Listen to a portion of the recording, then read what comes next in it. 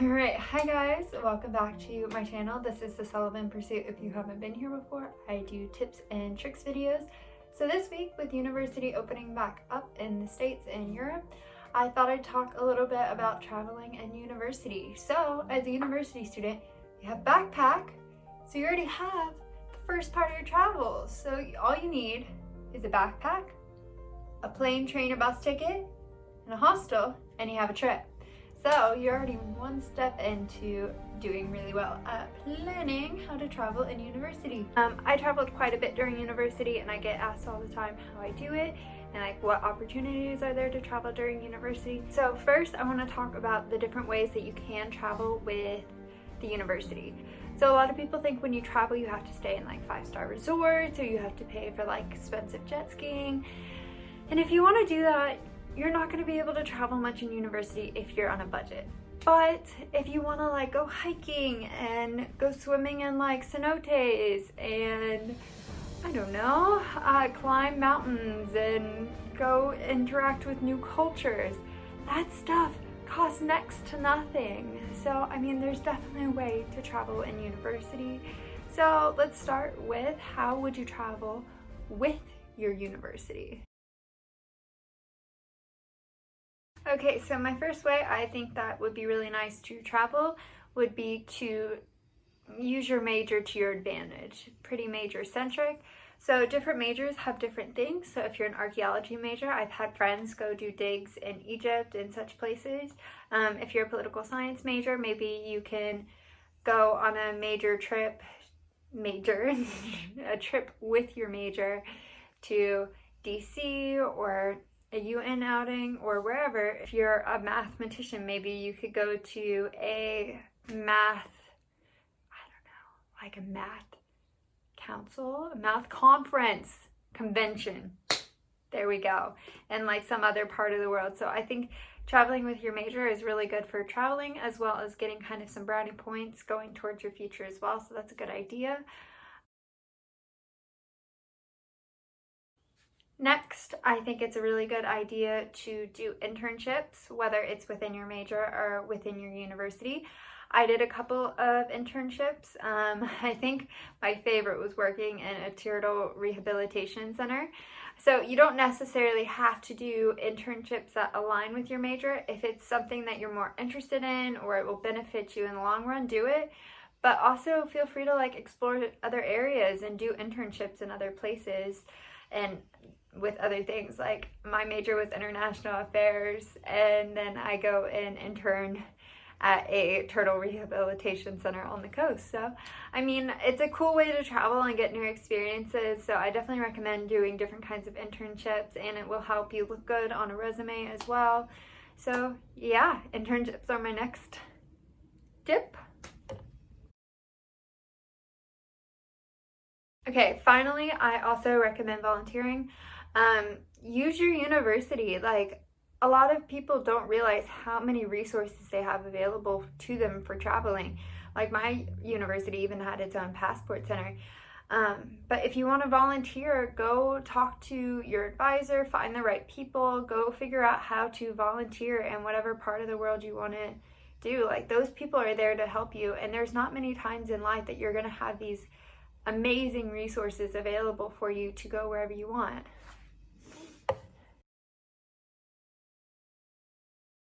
All right, I wasn't able to afford it when I was in school, but the big one is traveling abroad. I highly recommend it.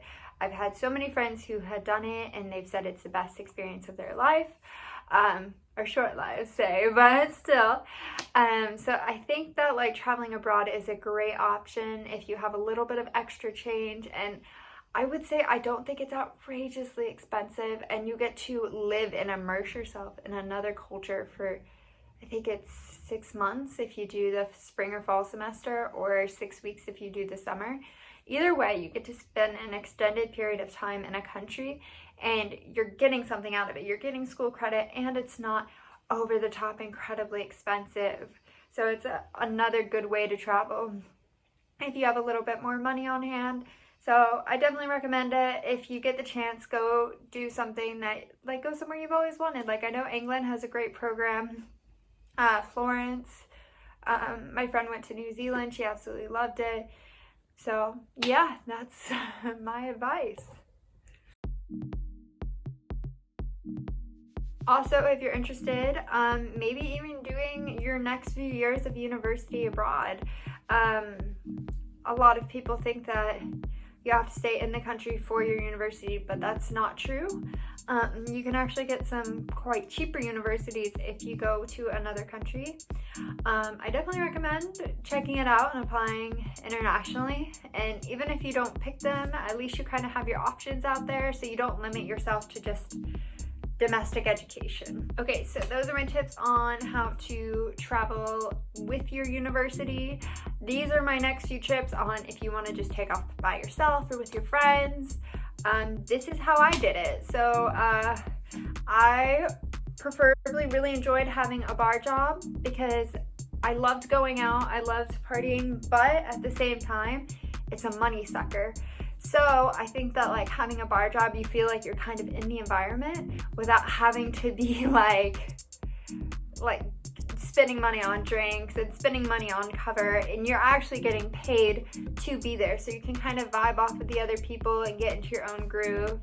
I think there's so many jobs out there. You could be a bottle girl, you could be door girl, you could be a bouncer, you could be a bartender, you could be a waitress even. Like I had some waitressing shifts that worked till like 11:30, 12, and my bartending shifts would go to 2, 3 in the morning.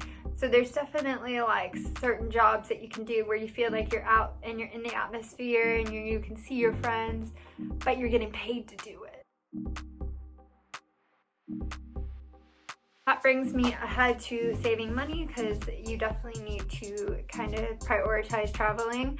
In university, we do tend to spend a lot of money on frivolous things like food. Not food is frivolous, but like expensive food. So like takeaways and etc. So for me, there was a few months I would survive on ramen noodles and rice and beans, because for me, traveling was more important than eating out all the time. So I would save and put all my money aside and then save it for those trips. I think that like just kind of cutting out things, if you get your nails done every month, that literally, if you save that for 3 months, that's a full trip right there. So it doesn't have to cost much to travel. All right, so my specific travels, I did my big trip backpacking through Europe for 5 weeks. Then I went to Mexico with a friend, and Costa Rica with a friend. Then I went to Jackson Hole by myself, and I went to New Orleans by myself. So I took and then I went to Mexico by myself. So I did a few like buses, I did a little bit of international travel, and I think it's really healthy to have like a good mix of like what you want to do and where you want to go. In Florida, it's quite easy to get to Mexico and Cuba, or Puerto Rico, but that's the other place I went, Puerto Rico. But if you're in like Washington, go to Canada. You can also just do domestic travel if you aren't in the prime location to do international travel. Do domestic travel while you're in university. It's still enlightening. And then, yeah, when you can, go out of the country, like move somewhere that's like a hub. Okay, so planning ahead is crucial in university because you have certain breaks, and that's kind of when you're going to be able to do your trips. But usually everybody has those breaks, so it can get quite expensive. So I would recommend just like kind of trying to plan ahead and getting those prices. There's websites like Skyscanner and such where it really helps like find cheap flights, and like just trying to be like a little bit flexible on the times, if not the dates. So I definitely would recommend planning ahead and getting those cheap slots before everyone else does. So yeah.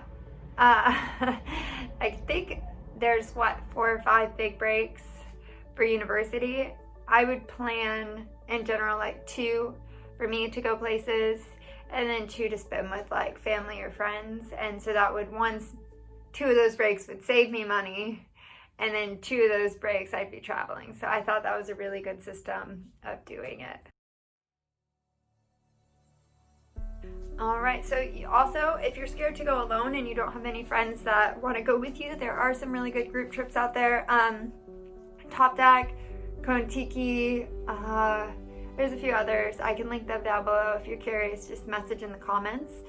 But there's some really good group trips out there where you can go on your own and you travel by bus with a bunch of other people, the same people the entire time, so you end up having friends. And it's really nice, and I've done one of those and I really enjoyed it, so I highly recommend. If you want to do like a nice summer break or something, go through Kon-Tiki or Top Deck. Alright, well, that is all I have for you today. Thank you for watching. Yeah, if you like this video, like, comment, share, subscribe. I'm hoping to do another Africa video later this week or next week about Zanzibar. So hopefully that one will come out soon, and I really appreciate all the support, and I will see you guys soon. Bye. Lots of love.